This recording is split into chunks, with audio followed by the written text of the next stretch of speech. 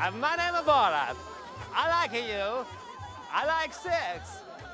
It's nice. This video essay looks at the 2006 film Borat, Cultural Learnings of America for Make Benefit Glorious Nation of Kazakhstan. Your war of terror. Borat Sagdiyev, a fictional journalist from Kazakhstan, travels across the United States in an old ice cream van to make a documentary on real-life interactions with the American public. The film is made by the British actor and producer Sacha Baron Cohen. Born into a Jewish family and raised Orthodox, Baron Cohen's anti-Semitic characters belong to a long line of self-defensive Jewish humour, which preempts anti-Semitism by mirroring it back to its audience. Baron Cohen, however, pushes these boundaries to the limit by, well, let's hear it from the man himself. As a comedian, I've tried to use my characters to get people to let down their guard and reveal what they actually believe, including their own prejudice. The Kazakhstan government was deeply offended by the portrayal of their country in Borat, with over 100,000 Kazakhstan citizens signing an online petition for the film to be cancelled. Despite the negative headlines, this essay will argue that Baron Cohen's approach to highlighting racism is controversial, pushing filmmaking to the edge of good taste, but his shock tactics make a statement about prejudice in the West. Borat's expose of American racism has been described as reckless, cynical, and self-serving. It has also been suggested that responsible documentarians do not live by the maxim that anything goes. And in his book, The Offensive Art, Leonard Freeman questions whether there should be limits to the techniques used by filmmakers like Baron Cohen to expose the views of their subjects. To address these points, it is first necessary to ascertain whether Borat is in fact a documentary, mockumentary, or fiction. Documentary film has never had a concise meaning. Scottish documentary filmmaker John Grierson's definition he proposed in the 1930s is still the most common one. Grierson called documentary filmmaking the creative treatment of actuality. Borat has a small cast of actors, backed up by numerous non-actors who are aware of the true nature of the show. If Borat was a work of fiction, it would be considered a mockumentary, as some reviewers inaccurately labelled it. Borat relies on its viewers' acceptance that its scenarios are real. Viewers are not meant to believe that the participants are actors like in mockumentaries, where they're expected to recognise the scripted nature of the film. If Borat is not a whole new genre of film, it is a hybrid documentary with some fictional elements reminiscent of the sophomoric antics of Jackass and the culture-jamming Yes Men. This essay characterises Borat as comedy, documentary and performance art, serving up metaphors for the truth. Borat's origins lie in a surrealist movement that started in France in the 1920s. The opening scenes resemble Spanish surrealist filmmaker Louis Buñuel's 1933 ethnographic production Las Herds, or Land Without Bread, which challenges the distinctions between us and the other. Originating in Brazil in the 1950s, the Cinema Novo movement was a collection of young filmmakers who rejected the artificiality of mainstream cinema and started filming real people living in the slums of Rio. Their work introduced a new layer into a national cinema that had previously focused on the middle and upper classes and offered only stereotypical glances of other social groups.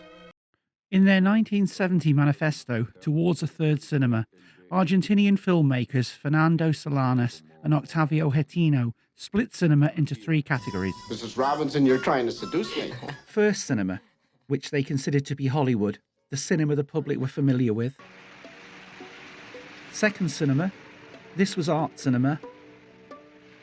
And third cinema, a revolutionary cinema which functioned as a mechanism of post-colonial political change.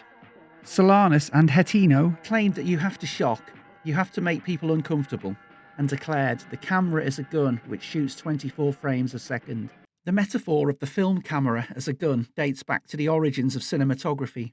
The first motion picture camera, invented by French scientist Etienne Jules Marais in 1882, looked like a gun. Marais even described his invention as a sort of photographic rifle. Baron Cohen has another satirist to thank for opening the door to a new breed of television shows that mock the documentary genre. Channel 4's Brass Eye exploited the difficulty viewers can experience in distinguishing between documentary and parody. People say alcohol's a drug. It's not a drug, it's a drink. Brass Eye used a loophole in the Independent Television Committee's guidelines to dupe celebrities and MPs into taking part in the show under the pretense they were contributing to genuine contemporary issues. In May 1998, the ITC ruled that 2 MPs who appeared on the show had been misled over the purpose of their interviews. Brass Eye's defence that the interviews were in the public interest was rejected. The ITC also ruled that Brass Eye was amusing and innovative. The show's producers interpreted this as, for the first time, implied approval that a public interest offence could be used. Several months later, Channel 4 lobbied successfully for the ITC code to be revised to allow such setups. The amendment is known as the Brass Eye Clause within Channel 4's legal department.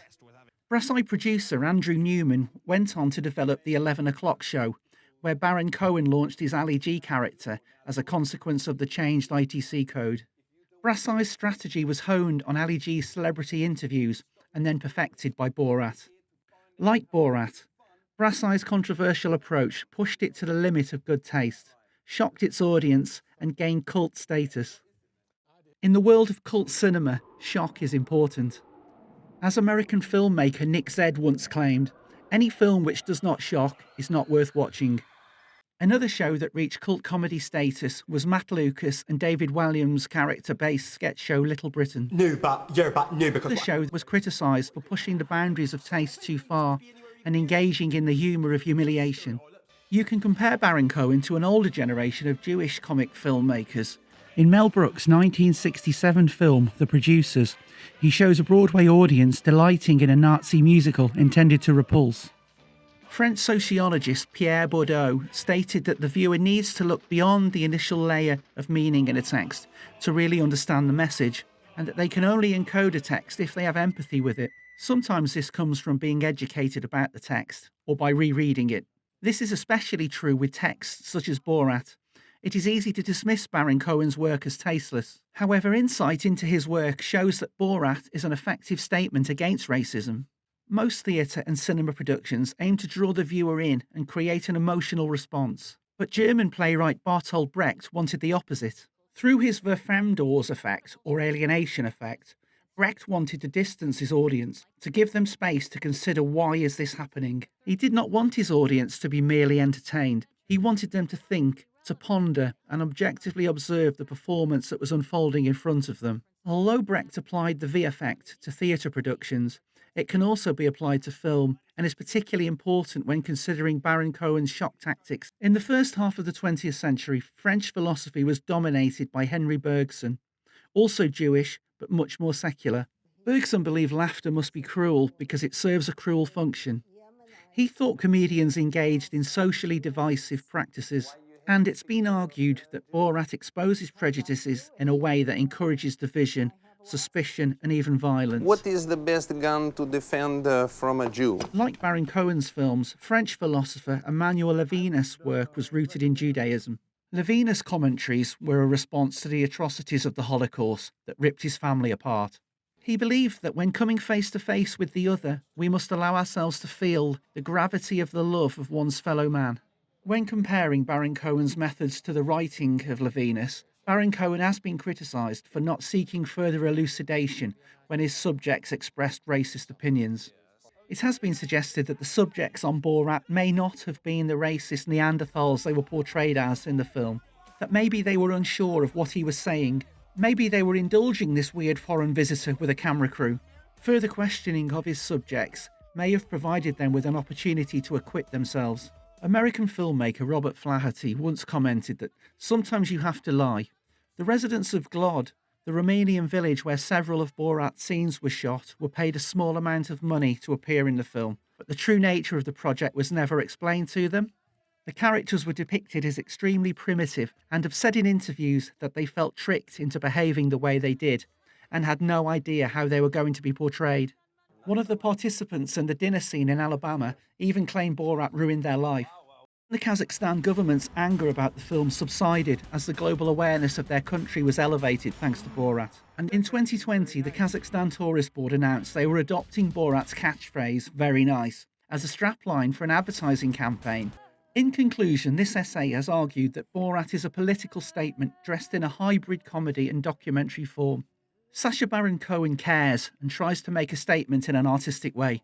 Concerns whether participants are aware about what they are getting into when they consent to appear in any non-fiction production are common. Baron Cohen presents Otherisation as social satire.